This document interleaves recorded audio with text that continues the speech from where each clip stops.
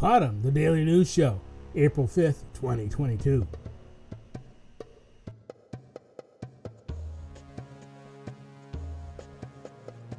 Ukraine Zelensky demands world hold Russia accountable for war crimes. United Nations leave Ukraine, April 5.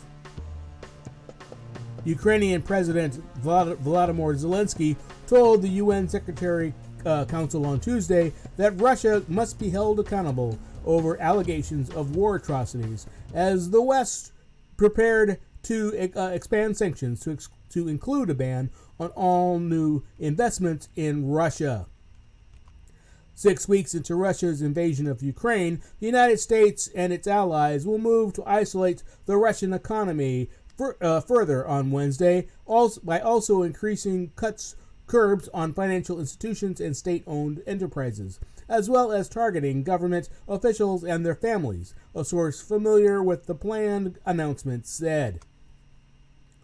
The European Union's executive proposed extending sanctions to include a ban on coal imports from Russia as part of the West's response to this discovery of bodies of civilians shot at close range in the northern Ukrainian town of Bucha, retaken from Russian forces.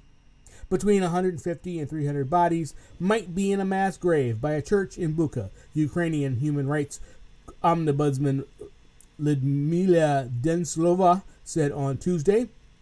Zelensky questioned the value of the 15-member Security Council, which has been unable to take any action over Russia's 24 invasion because permanent member Moscow is a veto power along with the United States, France, Britain, and China. We are dealing with a state that turns its veto at the UN Security Council into the right to cause death, Zelensky said in a live video address from the Ukrainian capital Kyiv, calling for action to reform the world body.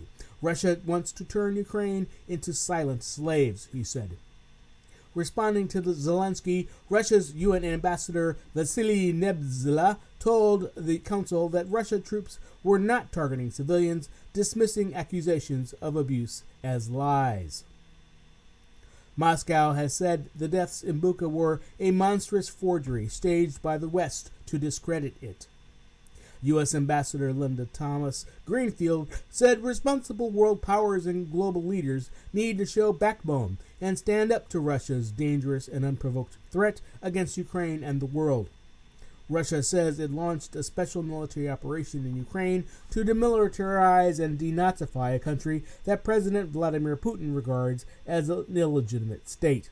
The Kremlin's position is rejected by Ukraine, a parliamentary democracy, and the West, as a pretext for an unprovoked invasion. The ambassador for Russia's strategic partner, China, told the Security Council that the reports and images showing civilian deaths in Bucha were very disturbing, but added that the circumstances should be verified and any accusations should be based in facts. Ambassador Zhang Jun also urged the United States, NATO, and the EU to pursue dialogue with Russia rather than further sanctions. He said, we're not effective in solving the crisis. The new economic restrictions will degrade key instruments of Russian state power, impose acute and immediate economic harm on Russia, and hold accountable the Russian kleptocracy that funds and supports Putin's war, the source said. The actions being teed up would be taken in lockstep with other Group of 7 advanced economies and the European Union. The proposed EU sanctions, which the bloc's 27 member states must approve, would bar Russian imports worth 9 billion euros and exports to Russia worth 10 billion euros, including semiconductors and computers, and stop Russian ships entering EU ports. European Commission President Ursula von der Leyen said it was working on banning oil imports too. We all saw the gruesome pictures from Bucha and other areas from which Russian troops have recently left. These atrocities cannot and will not be left unanswered, she said on Twitter. Since Russia shifted its offensive to the south and east of Ukraine from the north, where it failed to capture any major cities, Grim images have emerged from Bucha near Kyiv, including a mass grave and bodies with their hands bound in the street. The apparent atrocities have prompted calls for tougher action against Moscow and an international investigation. The sanctions announced since the invasion were more severe than any ever imposed on a world power, but Ukraine says the West needs to do much more to starve Moscow's military. Every euro, every cent that you receive from Russia or that you send to Russia has blood. It is bloody money, and the blood of this money is Ukrainian blood, the blood of Ukrainian people. Kyiv Mayor Vitaly Klitschko told a conference in Geneva via video link. Europe, which obtains about a third of its natural gas from Russia, has been wary of the economic impact a total ban on Russian energy, which Ukraine maintains is vital to securing a peace deal, would bring. An EU ban on Russian coal will be worth around 4 billion euros a year, von der Leyen said, tiny in comparison with last year's 100 billion euros in oil and gas imports from Russia. But signaling strengthening EU resolve, German Foreign Minister Annalena Baerbock said the coal ban was the first step towards an embargo on all fossil fuel imports from Russia.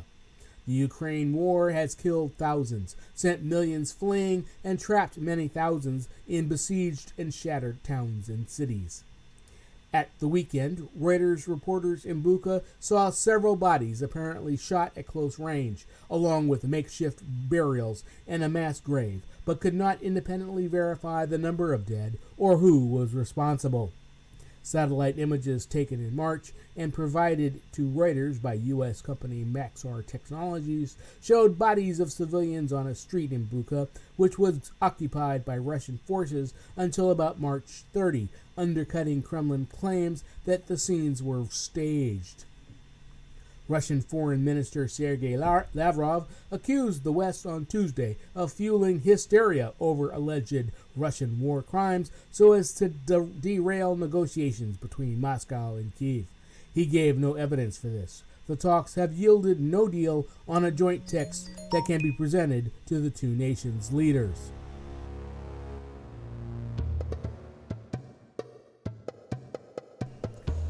Ivanka Trump to testify before U.S. Capitol riot committee. Washington, April 5.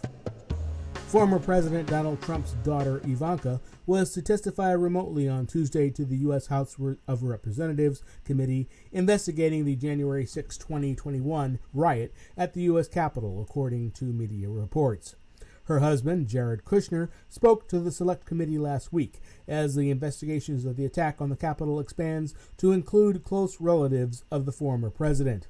Ivanka Trump and her husband both served as advisors in the Trump White House. A committee spokesman declined to confirm the reports from media, including ABC and NBC. Aides to the Trump family did not immediately respond to a request for comment.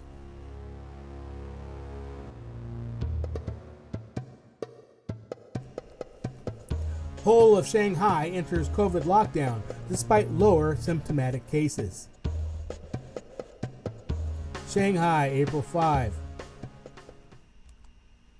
Chinese authorities on Tuesday extended a lockdown in Shanghai to cover all of the financial center's 26 million people, despite growing anger over quarantine rules in the city, where latest results show only 268 symptomatic daily COVID-19 cases. In a major test of China's zero-tolerance strategy to eliminate the novel coronavirus, the government widened the lockdown to eastern parts of the city and extended until further notice restrictions in western districts, which had been due to expire on Tuesday. The broader lockdown came after testing new asymptomatic cases. COVID-19 cases surged to more than 13,000. Symptomatic cases fell on Monday to 268 from 425 the previous day. As a growing number of members of the public shared comments and videos across social media expressing frustration with the blanket lockdown, authorities showed no signs of wavering. Shanghai's epidemic prevention and control is at the most difficult and most critical stage, Wu Kuan-yu said, an official with the Municipal Health Commission told a briefing. We must adhere to the general policy of dynamic clearance without hesitation, without wavering. Shanghai's quarantine policy has been criticized for separating children from parents and putting asymptomatic cases among those with symptoms. Wu did not comment on the uproar over family separations. On Monday, she insisted that children who tested positive had to be kept apart. One temporary treatment center opened a 1,000-bed section for treating parents and children, the Shanghai Children's Medical Center said on its social media account, but it was not clear if the new section indicated a wider change of policy. Shanghai residents organized an online petition calling for asymptomatic children to be allowed to isolate at home, with at least 1,000 people signing, but as of Tuesday, it was no longer accessible on the WeChat messaging app. The city has set up about 47,000 beds in a number of newly built temporary hospitals in Shanghai, with another 30,000 being readied, state news agency Xinhua reported on Tuesday, citing Gu Hongwei, Deputy Secretary General of the municipal government. A total of 62 temporary quarantine sites have been designed in hotels, stadiums, and exhibition centers, said Gu. Shanghai imposed tough restrictions last week as it struggled to contain what has become its biggest COVID outbreak after originally taking a more targeted approach. Shanghai reported a record 13,086 new asymptomatic coronavirus cases on Monday, authorities said, up from 8,581 the previous day, after more than 25 million people were swabbed in 24 hours in the citywide testing campaign. Thousands of residents have been locked up in rudimentary quarantine facilities after testing positive, whether they are symptomatic or not. James Polubutko, a Ukrainian marketing manager, being held in the city's biggest quarantine center, told Reuters it was not clear when they would be released. Nobody knows how many tests we need to get out, she said. Chen Ezrin, a doctor in charge of one Shanghai quarantine facility, said in an interview with the Communist Party newspaper The People's Daily at the weekend, said that it was possible that authorities would revise guidelines and allow asymptomatic people to stay home, especially if the number of cases mounted. The most important thing is the problem of personal compliance, he said. Sun Chunlan, the vice premier in charge of COVID prevention, urged grassroots Communist Party organizations to do everything possible to help residents solve problems such as access to medicine, food, and water. The government had said also 80% of a total of 25.7 million swabs had been tested by Tuesday morning. Positive results are followed up on an individual level. The proportion of asymptomatic cases is far higher in Shanghai than the rest of the world, which has been attributed to a screening process that catches infected people before they become ill. However, experts said it did not explain the fall in symptomatic cases. Meanwhile, the costs to the world's second biggest economy mount. Some 23 Chinese cities are under total or partial lockdown, affecting an estimated 193 million people in areas accounting for 13.6% of its gross domestic product, the Nomura brokerage said in a note on Tuesday.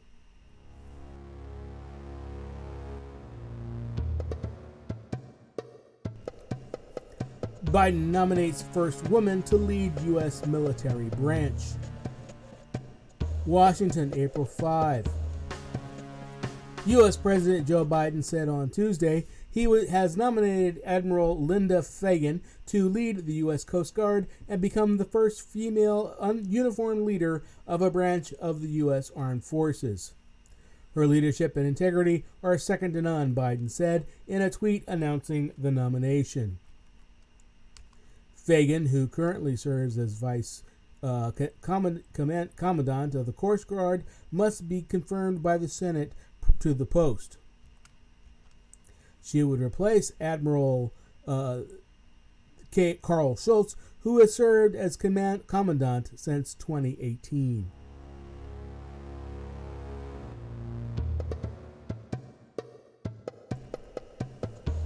Musk to join Twitter board, promises change. April 5, Reuters. Twitter Incorporated said on Tuesday it will offer Tesla boss and entrepreneur Elon Musk a seat on its board of directors, a position he plans to use to bring about significant improvements at the social media site. The move came after Musk disclosed in a regulatory filing on Monday that he had amassed a 9.2% stake in Twitter, making him its largest shareholder. Beyond the promise of big change, Tesla Incorporated CEO, who often chooses unconventional paths, has provided little detail. Even so, Musk will be involved in strategic decisions, including the direction of Twitter's Blue Sky project and the addition of an edit button, according to a source familiar with the situation. He will not have a say on the platform's moderation, what speech gets banned or whose accounts get restored, the source said, a policy that applies to all board members. Twitter shares were up more than 4% in midday trading, after closing up over 27% on Monday. Musk's appointment, however, will potentially block chances of a takeover bid because the billionaire cannot own more than 14.9% of Twitter's stock, either as an individual shareholder or as a member of a group, as long as he is on the company's board. The disclosure of his stake on Monday stoked widespread speculation that varied from a full takeover of the platform to taking an active position. Musk has not indicated an interest in acquiring the company, the source said.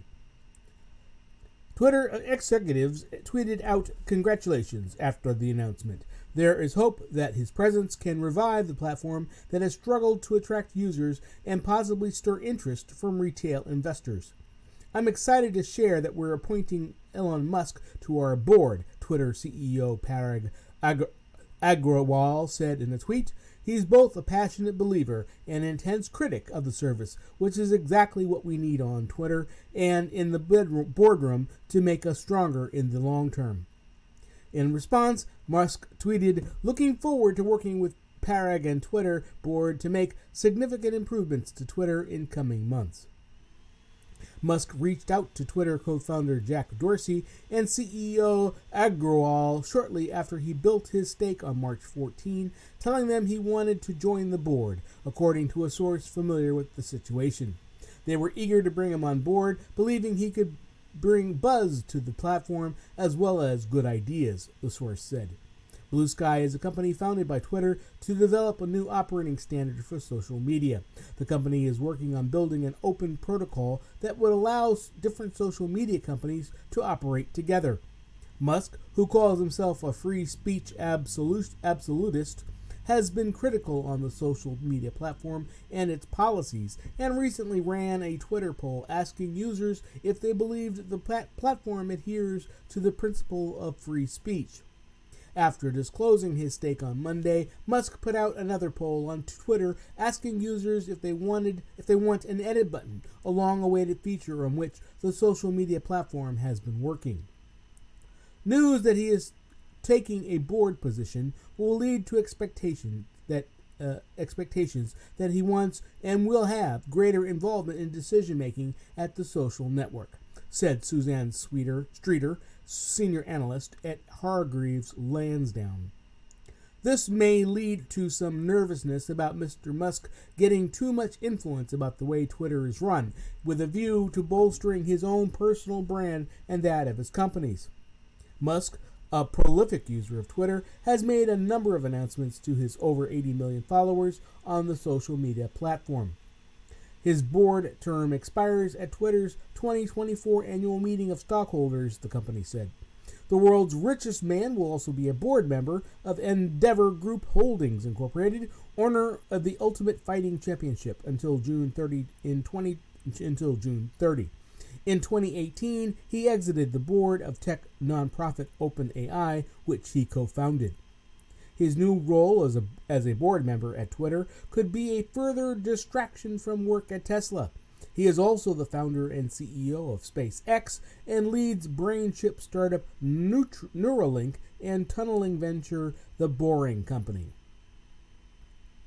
He said in January that Tesla will not launch a $25,000 electric car, saying, "We have too much on our plate, frankly."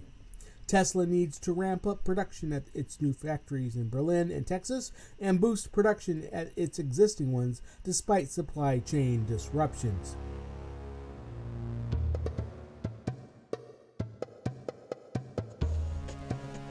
Israeli FM condemns war crimes in Ukraine. Israeli Jerusalem, April 5. Israeli Foreign Minister Yair Lapid condemned on Tuesday Russia's war crimes in Ukraine, intensifying Israel's criticism of Russia since the fighting in Ukraine started. The images and testimony from Ukraine are horrific. Russian forces committed war crimes against the defenseless civilian population. I strongly condemn these war crimes, he said in a statement. Earlier on Tuesday, Prime Minister Naftali Bennett condemned the killing of civilians documented in the Ukrainian town of Bucha, but stopped short of accusing Russian forces of responsibility. Israel has been restrained in its criticism of Russia, citing Bennett's efforts to broker peace. Israel also wants to keep channels open to the Russian military in Syria, where Israel often mounts airstrikes on Iranian assets. We're shocked by the terrible sights in Bucha, awful scenes, and we condemn them. The suffering of Ukrainian citizens is immense, and we're doing everything we can to assist, Bennett said during a televised news conference. The discovery of the slain civilians, some of them bound after the withdrawal of Russian forces from the town, has stirred a global outcry. Kyiv deemed them evidence of genocide. Moscow has denied responsibility and accused Ukraine of trying to smear it. Bucha has opened up rifts within Bennett's cross-partisan coalition. One liberal cabinet minister described the killings as a Russian war crime, while another rightist partner suggested that Russia's counter-accusations should be heeded.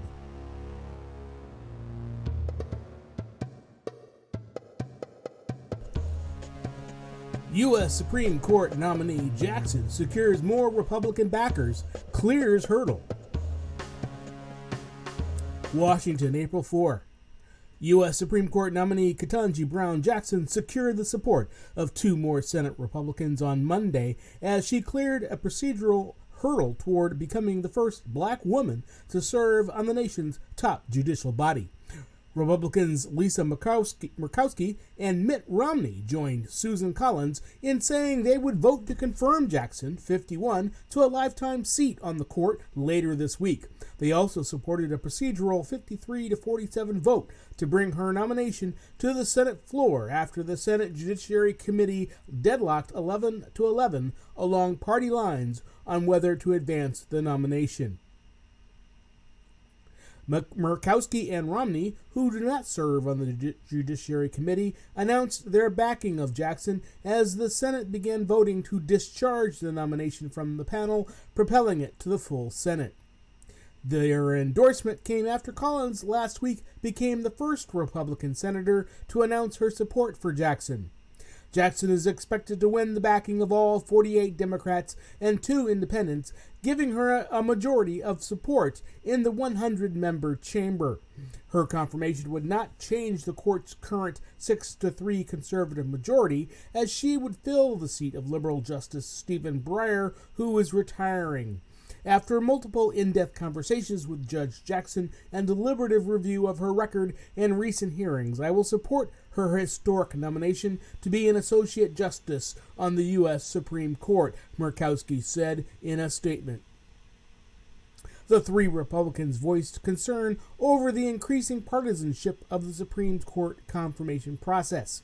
While I do not expect to agree with every decision she may make on the court, I believe that she more than meets the standard of excellence and integrity, Romney said. Earlier, top Senate Democrat Chuck Schumer said he will set in motion the process that will lead to a final Senate vote later this week to confirm Jackson, a federal appellate court judge, to the lifetime post. The committee vote followed confirmation hearings last month that again exposed a stark partisan divide between Supreme Court nominees. Democrats praised Jackson's qualifications and record while hailing the history-making aspect of her nomination. Republicans often pursued hostile lines of questioning and tried to paint Jackson as a dangerous liberal activist. Democratic Senator Dick Durbin, the Judiciary Committee's chairman, noted on Monday that the panel had voted to confirm Jackson to 3 previous posts, and he lamented what he called baseless attacks by some Republicans. They repeatedly interrupted and badgered Judge Jackson and accused her of vile things in front of her parents, her husband, and her children. There was table pounding, some literal, from a few of my colleagues. They repeated discredited claims about Judge Jackson's character, Durbin said. Several Republican senators accused her of being lenient on child pornography offenders during her time as a federal trial court judge.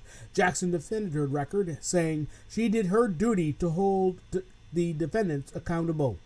Sentencing experts called the penalties she imposed within the mainstream among federal judges, while American Bar Association witnesses rejected claims that Jackson was soft on crime. During her confirmation hearings, Jackson pledged independence if confirmed and embraced a limited role for jurists. She also reflected on opportunities she has had that her parents, who grew up in an era of racial segregation in the South, did not.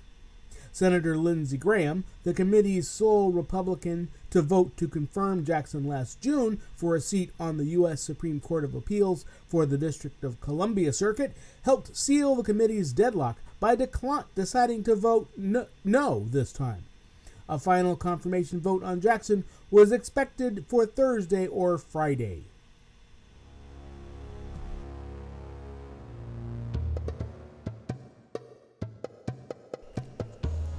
UK urges G7 to ban Russian ships and set timetable for oil and gas exit.